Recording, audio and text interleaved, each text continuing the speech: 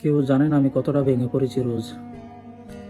কেন আমি রাতে ঘুমাই না, কেন আমার শরীর চলে না, কেন আমি হাঁটতে গিয়ে হাঁপিয়ে উঠি, বেশিক্ষণ দাঁড়িয়ে থাকলে কেন আমার শরীর থরথর করে কাঁপে।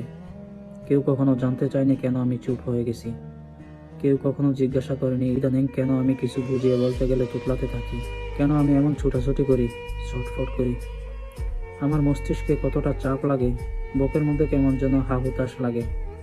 নিজের প্রতি অভিযোগের ঢেউ আমাকে কোথায় নিয়ে তলিয়েছে কেউ জানেই না। জানতে চাওয়ার প্রয়োজন বোধ মনে করেনি কেউ।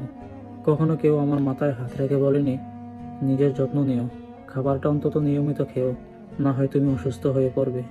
কতবার অসুস্থ হয়ে পড়েছি মানসিক চাপে, কেউ দেখলই না আমাকে, কেউ আমার দিকটা একটুও ভাবেনি। সবাই যখন নিদ্রায় থাকে আমি কেন শব্দহীন কান্নায় বালিশ ভিজাই। আমি ছাড়া এই পৃথিবীর একটা ছারপোকাও পর্যন্ত জানে না কাকে বলবো এই সকল দুঃখের কথা।